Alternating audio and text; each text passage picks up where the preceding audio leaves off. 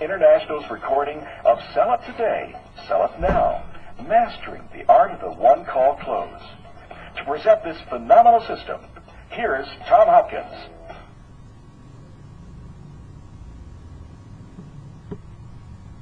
I'm very excited about this new program, Sell It Today, Sell It Now, the Art of the One-Call Close. And to give you a little background how I created it, I, of course, live my life looking for ways to better teach people in sales. I'm always looking for technique, strategies, everywhere I go, because my life is training salespeople. It's my passion. Well, I got hired years ago by a company, a large company. They have 500 salespeople. And whenever I do a custom program, I go into the company, analyze their training, because I want to know what they teach their people. I don't want to come in and teach something contradictory to their beliefs or their strategies. So I spent a week with their training director, Pat Libey. And after a week, I said, Pat, what you teach your people is so good, I have to work with you, if you'll let me, to co-author a book. And I've been asked by many people to do that, and I've never found the material I felt was so valuable for my students. Well, I worked with Pat. We wrote the book, created an audio program, and then, of course, are now putting this on video for you to enjoy. Now, as we do, I want you to realize when you hear the title, Sell It Today, Sell It Now, the Art of the One-Call Close, please realize we're talking about one call, not one time. See, some of you have a one-step presentation and closing sequence. And you know that 98 to 100% of the time, if you don't get to check that presentation, you'll maybe never see them again. Now, that would be closing it today. Some of you have a two-step process. You go in for the first call, gather data, come back, present, and then close. Some of you may have a three-step process. What I want you to realize in this program is whatever your goal is on that call, you must accomplish that. So if there's 3 visits, visit number 1, I must get this done, that's closing on that call. Visit 2, I must get this accomplished, closing on that call. And visit number 3 is when I go in and get the check, get the final commitment, get their approval, close the transaction. Okay? So open your minds to this now and tailor-make it to your situation. Now, the first thing we have to realize that in every selling situation, there are only 4 key obstacles to be overcome. And this is from the moment you meet someone to the moment they own your product or service. Now, understanding and working on these 4 keys will help you quickly lower sales resistance and increase sales acceptance. Thus, you'll reach the goal of the closed sale today. Now, let me start off again by saying there's something important here we must discuss. You see, the amount of sales resistance that a person has when you start a selling situation depends on how they met you. In other words, if the sale is buyer-initiated, they call you, they walk into your office, they're the ones looking for the product. If they are the ones that contact the company, that is called buyer-initiated, and there'll be less sales resistance. When you contact a stranger with a telephone call, or you go to their business, or you knock on their door, that is seller, which you are the seller of the product, initiated. So when the seller initiates the original contact, there's high sales resistance. Now, I think you realize that when you have a referral and the people send you to meet a friend or relative, there's a lot less sales resistance because they've been told good things about you. So again, keep in mind, one of the first keys in this process is you must determine how much sales resistance there's going to be based on that selling situation. Now, for our example, what I want to do is take it and make it the toughest sale you can ever make. So there'll be 100% sales resistance. Now, there's 4 key obstacles in any selling situation, as I mentioned. The first, of course, is trust. Most people, when they meet a salesperson, start with a feeling of, I feel no trust. Now, our goal in our presentation is to move that from no trust to some trust to lots of trust. Because, see, no one will really let you persuade them to invest in anything if they don't trust you. So, you must work toward helping them think, I feel some trust here. Then, of course, the second obstacle is need. Most people, when you present a product to them in the beginning, say, you know, I feel no need. Our goal in our presentation is to move them and change their mindset to one of, I feel some need, and hopefully you can move them to where, boy, I really need this product. Your third obstacle we must overcome is help. Meaning, most people start off with, I might trust you now, I might really need the product, but I don't know if I want to invest in it with you. Meaning they can have a friend in the business, they might know another company. So no one wants to ever admit they're helpless. However, you can help someone see that you provide answers in areas where they may not be as well informed because you are the professional and you know exactly what's best for them based on your experience. So you need to change their mindset to one of, I want your help, you see.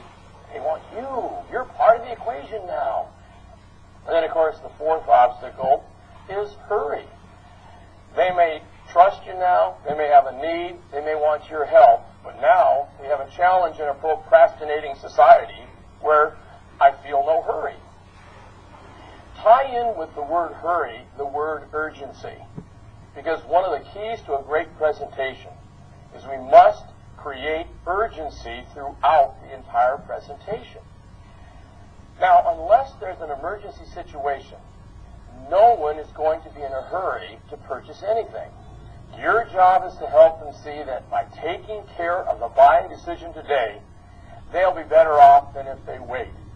They need to think, hey, I feel some hurry here in order to take action. Now, the average person starts every sales situation with a high degree of sales resistance. Now, remember, it depends on how the original contact started. To just have you remember that, a referral, lower sales resistance. They contact you, lower sales resistance. You call them, contact, you start the process. They don't know who you are when you begin. High sales resistance. So, when I started to develop this program, I thought, how can I visually have people see the process of reducing sales resistance and increasing sales acceptance? So what I decided to do was use the thermometer, because your goal is to see visually how we lower it, and we're going to do it in 10-degree increments.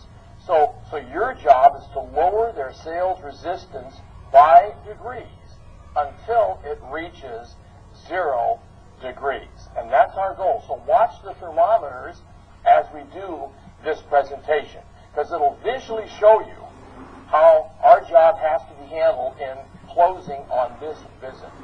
Please realize too many salespeople who are untrained try to increase sales acceptance before they've done an adequate job in the proper sequence of reducing sales resistance.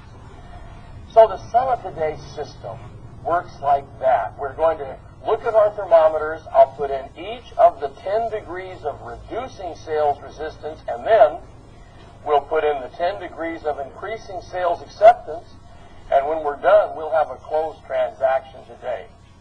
So let's start off with the first 10 degrees, lowering it from 100 to 90, and that is the word appropriate. Everything they see and hear from the moment you meet them should be appropriate for the time and place. What this means is that everything you do, everything you say, your dress, your look, everything must fit the situation. Let me give you an example. You wouldn't go into the McDonald's hamburger restaurant and see someone working the counter in overalls. That for that situation's inappropriate, and you might lose some trust about this organization, this company. On the other hand, you wouldn't walk into McDonald's and see the man behind the counter wearing a full Brooks Brothers suit either. So everything must be appropriate. Your look, your dress, your original greeting, your handshake, if it's appropriate. Then what happens is just that lowers sales resistance by 10 degrees. The second thing we must work on is the intention statement. Now, your intention statement contains two things. First, it must clearly explain what your intention is. In essence, you walk them through what will happen during your time together. It's almost like an agenda of sorts. Then you'll ask them what they think about it. It's the flow of events. The second thing is it must imply, not state, that it's okay to say no. That this isn't for everyone. That I don't get everyone involved in this. I'm not going to apply any pressure here. But what I'd like you to do is listen and watch as I present now a paragraph that'll show you these items. Ready? John, Mary, due to the fact that we have such a great reputation for quality products, thousands of clients have entrusted their business to us. However, it's not for everyone. So we at Tom Hopkins International don't believe in high pressure. Tonight will be an educational experience that will allow you to determine if what we have to offer will truly benefit you. You see what happens when you do that? The people you're presenting to relax and open themselves up to allow their curiosity to take over. So now we've lowered it another 10 degrees with our intention statement. Now the next thing we're going to do, I call the 3 C's. These are the next 3 things we do to lower it another 30 degrees. Now the first C is so important. It's called commonality. Commonality. See, you must be like a detective and look for clues as to their backgrounds, their likes, their interests, habits, their business, anything you can find that you have in common with them. That's, again, part of getting in there and doing the original presentation so they feel you have something in common with them. The next C is credibility. Credibility. Now, you must learn the story of your company, and you need to back it up with facts and establish 2 things. The bigness of the company, if your company is large, big reputation, been in business for years, or the quality of service you render to clients. See, I believe a professional salesperson takes his or her company and they'll make it a benefit based on what the company is like. If I work for a small company, I would find a way to make that an advantage. I would say, John, Mary, I did research and looked at all the companies that do what we do. I saw huge companies with thousands of people. Then I saw companies like ours that had a few true professionals and gave more professional service, and so that's why I chose my company. See, you've got to learn to take your company and make it the best based on what you have to offer the client. If you do that, you'll lower it 10 degrees more. So now we go to the next C, which is called competency. Surprisingly, if you do the first 4 steps properly, this 5th one is almost carried, and it's competency. You see, if you've done everything right so far, they start looking at you as a competent person. It'll be assumed in the eyes of your future client. So again, let you hear how I would deliver these 3 C's in my presentation, okay? John and Mary, let me put myself in your shoes for a moment. If I were you, I'd have a lot of questions about what I'm offering here tonight. Here are some of the things I'd want answered. Now, tell me if you're thinking along these same lines. What is this company all about? How long have they been in business? Is this going to cost me money? Is it going to save me money? Will my time spent with you be worthwhile? How long will it take? I assure you I will answer these questions throughout my presentation. But before we get started, are there any other questions in your mind that I didn't mention so I can be certain to answer them as well? You see, if your questions match theirs, which those will, that's exactly what most people are thinking, they perceive you as competent because you're like them. I'd like you to try this idea. It's best if your questions are jotted down in your own handwriting on a page of the legal pad. And it's almost like you were just thinking about these questions before you arrived. Then, of course, you've taken your pen and you've asked them, are there any other questions that I can cover? They might then say, well, one thing we're a little concerned about, and now you take and write down their question right underneath your 5 or 6 that you have on your pad. It's a wonderful way to start writing right in the beginning. And we've lowered them down now another 10 degrees. We're now going to go to the next area, which is problem identification. You see, if this lead we're working with at the table is a referred lead, you use the referrer as an example. Meaning, hypothetically, I'm in front of John and Mary, and Tom referred me to these people. Well, of course, I would say, you know, Tom has told me that he discussed with you his previous challenge with, whatever their challenge was. You apparently agreed that you have the same challenge. Is that right? Now, if it's not a referred lead or a previously unknown product, you'll isolate their challenge with good questions and statements. Kind of like this. You know, John and Mary, after our evaluation, many of the clients we serve find that they have a challenge they weren't previously aware of and that our product can definitely help them overcome it. And they've been lowered another 10 degrees of sales resistance. Then we go to the next area, which is discovery. Discovery. Here you educate them as to the value of gathering in-depth information. Using the art of questioning, we help them discover they not only have a need, but there is urgency to make a decision to go ahead. And another 10 degrees is lowered. Then we go to qualify, which is next. Now here is where we would use our needs formula. Remember, NEADS, where we establish just what their qualification and needs are.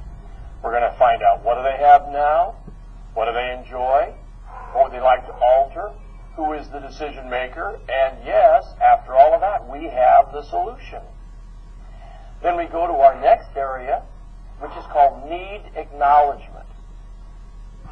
And you would just say, John and Mary, based on what we have just discussed, wouldn't you agree that this is something your family or your company could benefit from? See, all we're doing here is getting them to acknowledge there could be a need. Now, some of you are going to be sitting in front of a couple or a committee, a group, where they made a decision before you came in that for no reason are they going to say yes today. Now, you'll have some people so strong in this area that you'll feel it when you first walk in. I mean, I sit down and I've done these steps and I can just tell because I'm not getting much input from them. So I say to myself, well, number 10 is very important here, our next step, and that's called PAC acknowledgement. And it might go like this. John and Mary, I'll bet when you set the appointment to see us tonight, you didn't say to yourself, this is wonderful. We're going to spend money and invest in a new product tonight. Did you? In fact, it's more likely you may have agreed with each other that you weren't spending any money and that you weren't buying anything. All I ask is that you keep your minds open to the possibility of what we have to offer. Is that fair? Now you notice what we've also done here? This is your first attempt to get a commitment to say yes to the purchase or to do what your research reveals when you come back with that information. So if we've done all that right, you notice they had 100% sales resistance. We then have got them some trust. We've got the need, and we're now to 0 degrees on our sales resistance thermometer. So now it's time to go up the other thermometer, which is our sales acceptance thermometer.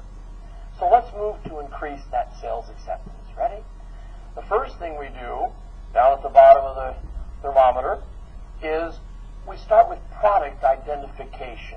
When your recommendation as to the product or service is selected, you let them know how exciting the results are. See, if I came back on the second visit, I'd start off by establishing rapport, as we always do the next time in. How have you guys been? Gee, it's been 4 days. Anything new and exciting in your life? The weather's been kind of funny, hasn't it? In fact, I think we're about 8 degrees warmer than normal right now. See, we get the rapport established, visit a minute, and then you'd say, you know, John and Mary, based on the information you provided the last time I was here, our recommendation for you is, and you'll let them know what you feel is best for them. You'll now discuss company experience. You see, help them to understand how large a client base has been satisfied. You might say it this way. You know, John and Mary, based on all the years and thousands of clients we've served, most of the recommendations we have tonight are similar to all the other people that we've satisfied with our product. Then you'll go to the next area, which is salesperson expertise. You see, it's important they know that you are a professional. So you're going to share with them your track record with the company. Now, of course, if you're new, and that this can be a challenge if you don't have much of a track record, but what you can share with them is that you are, in essence, the go-between and are supported by experts at the company. Something like this. You know, John and Mary, I chose our company because combined we have over 100 years of experience just in my manager and the 2 people I work with. So we're really on target as far as what we can do for you. Also, you must express that these recommendations are the sum total of some of the greatest expertise in your field. Always do this too. Have third-party information available. This can be photos of yourself receiving an award. It could be that article in the paper that you got put in because you were the top person last quarter in your company. It also can be letters from satisfied clients. These would be those proof letters. For example, try it this way. John and Mary, here's a letter I received from a client who said yes to what our research revealed. And you hand them the letter. I will suggest, if it's a long letter, use a yellow highlighter so that their eyes go to the main things you want them to pick off of that letter. And you've increased sales acceptance another 10 degrees. Now we go to third-party endorsements. This is where you show positive articles from the newspaper or magazine about your company.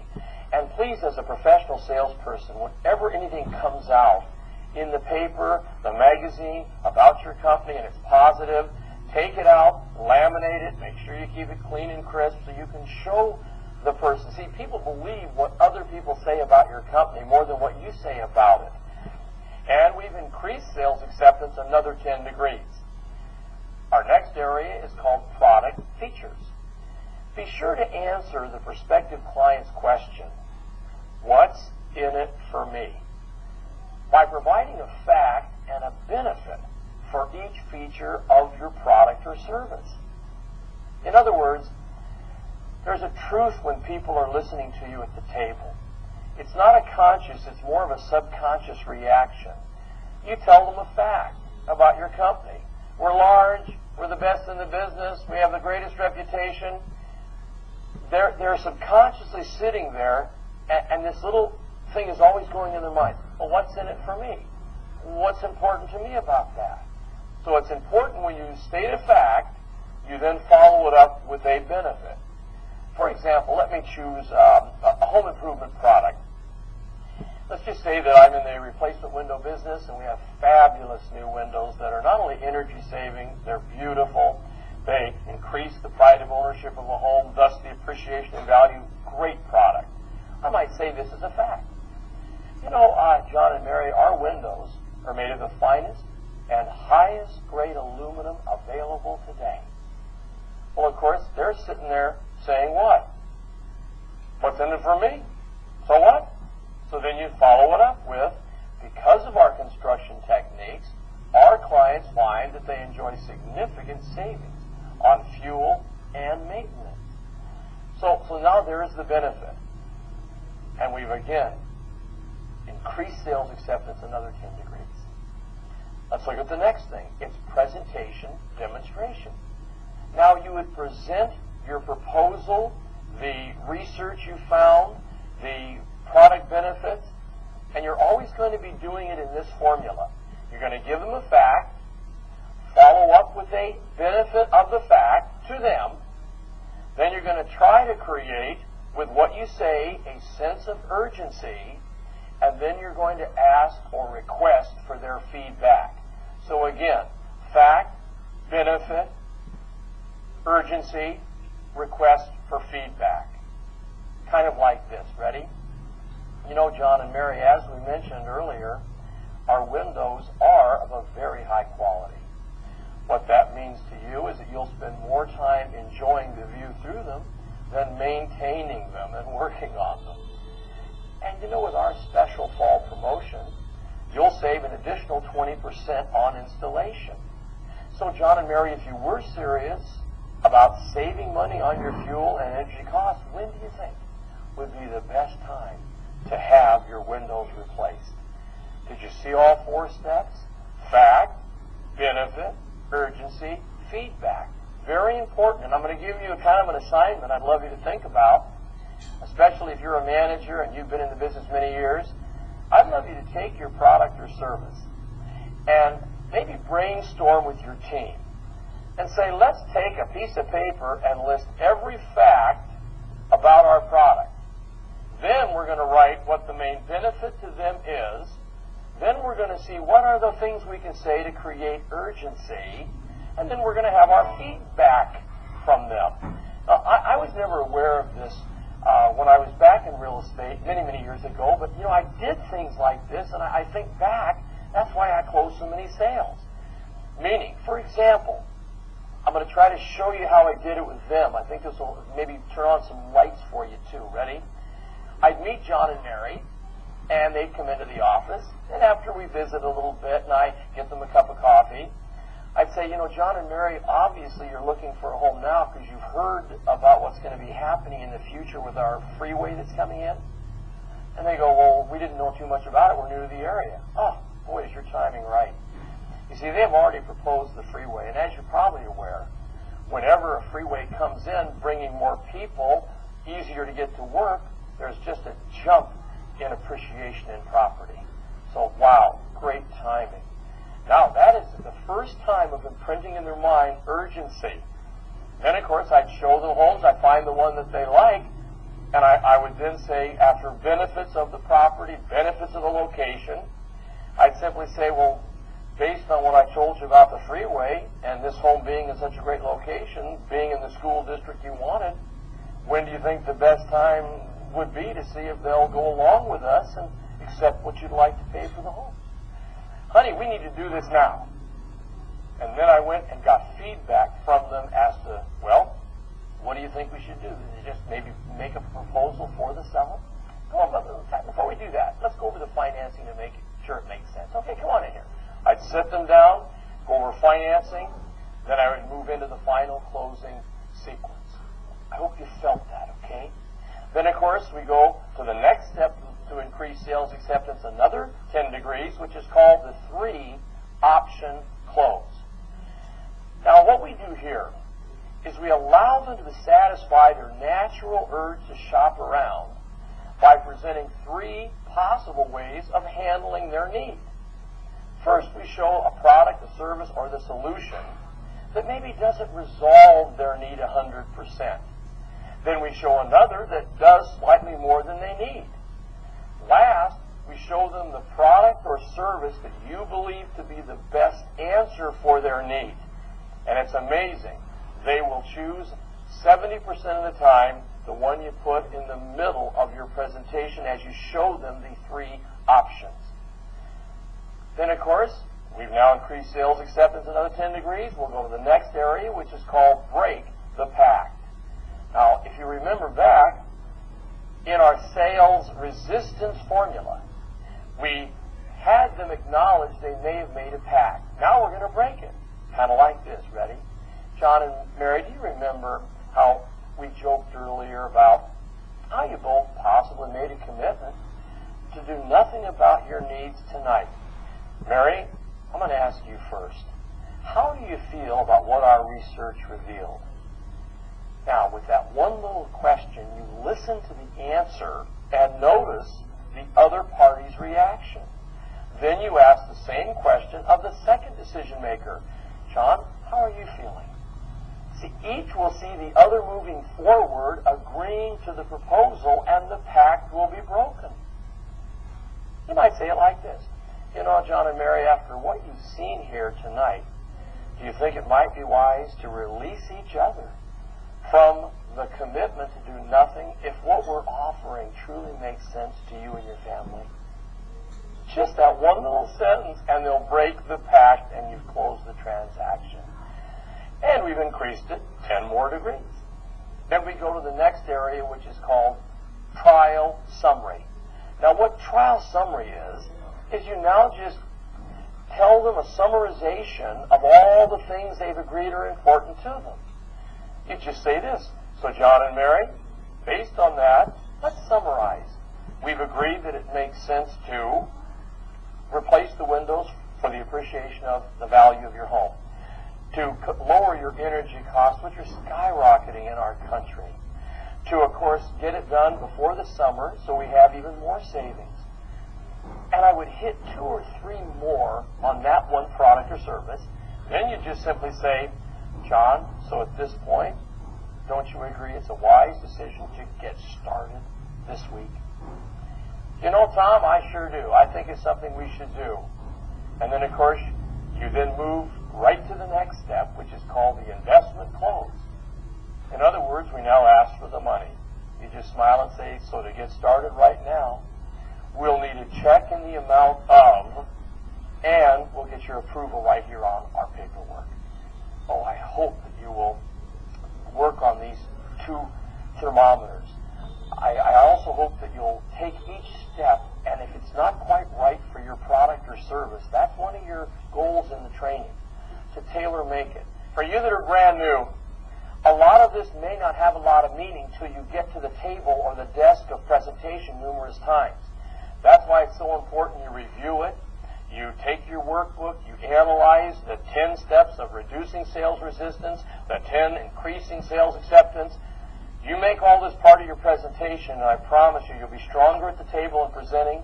You'll handle areas of concern better. You'll close more sales. You'll get more referrals. Your income will go up, and that's what this is all about.